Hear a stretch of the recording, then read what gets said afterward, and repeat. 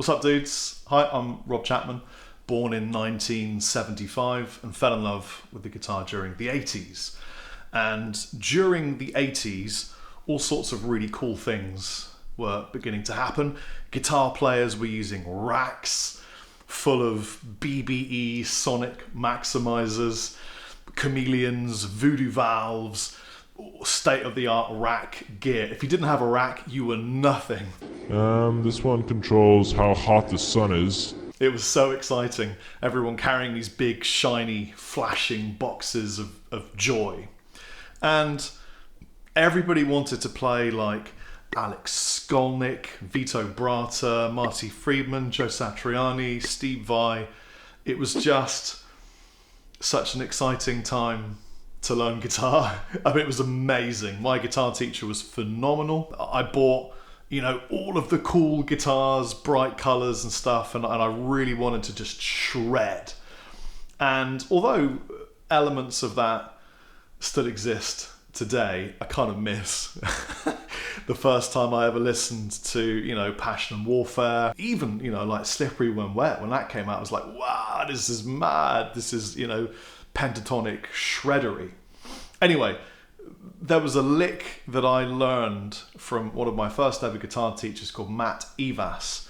Actually, he taught me a thing and I turned it into a lick, and I wanted to share it with you because it's kind of a shorthand hack into that kind of 80s vocabulary. Great Scott! It really isn't that hard. It's really quite exciting to do because when you get to grips with the basic concept and the pattern, you'll find a way of applying it everywhere.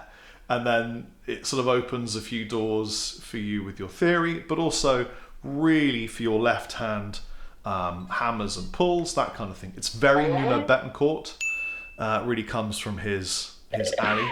Back in the 80s, the guitar world was kind of separated by these two scalar systems. The first system was that every mode would have its own individual scale, and they would be 3 notes per string. So people learned 7 individual 3-note per string scales. I obviously had to learn that.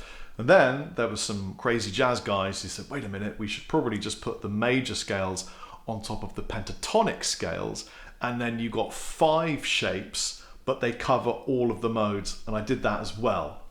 And these two systems sort of fought each other for a little bit. And this lick comes from the first 7 scales method. And let's play this in E. Now, because it's an 80s type vibe, I'm tuned 80s style, which is in E flat. Every string is down 1/2 step, a semitone. I figured I'd jump straight to the close-up to make it easier for you. Let me give you the first 6 notes. It sounds like this. That's really easy, yeah? We're just going 4, 5, down a string, and then 5, 4, so... and then hammer onto that 5 last note. So you got 4, 5, 4, 5, 4, 5. You see that? B string, B string, E string, B string, B string, B string. That's the first 6 notes. Then we're going to go from the E string 4th fret. We're going to pick it. We're going to hammer down with a little finger on this 7th fret. Pull off to the first finger, and then do the 5, 4, 5.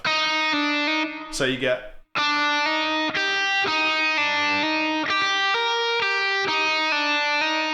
Now that's kind of easy. 4, 5, 4, 5, 4, 5, 4, 7, 4, 5, 4, 5. Now take a look at my picking hand. I'm going down, hammer, pick, pick up, pull, hammer again, pick, hammer, pull, pick up, pull off, hammer.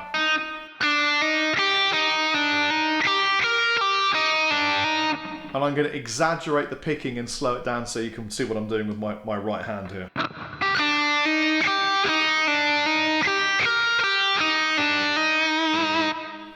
That's the first phrase. We're just going to move it through the scale. So if you know anything about modes, this is clearly Ionian. The major scale. So once you've done that, we shift up a semitone, and we're doing exactly the same pattern.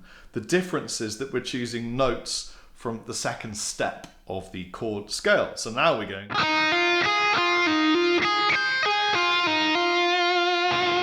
So the first 6 notes of position 2 are just between the 5th fret and the 7th fret on the B and the E string. It just goes.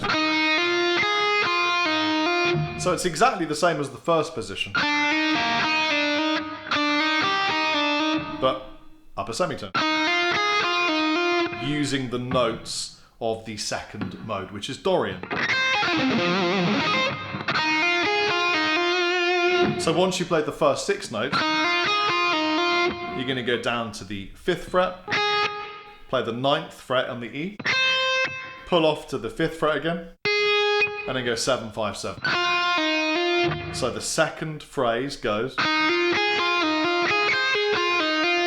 Now, the good news is you've pretty much learned it all now. So position 1,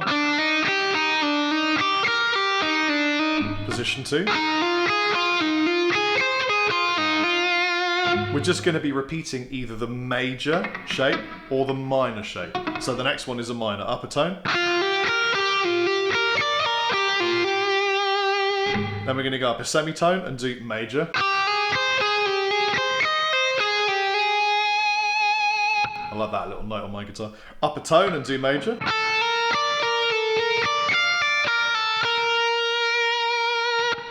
Up to, so first finger's on the 12th fret, we're going to do minor.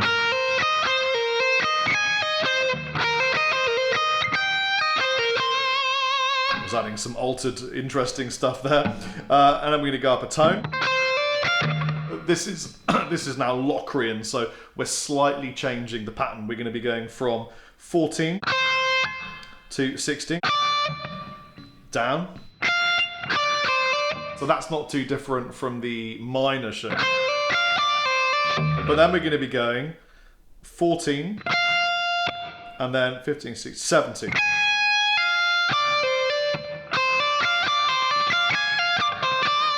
And I would encourage you to use whichever fingering you think is preferential for that note arrangement. I mean, if you're playing it down here, I'd probably use my 3rd or my little finger. Here it feels better with my 3rd finger. And then up a semitone, and you finish with the octave of where we started. And here's the whole thing kind of up to speed.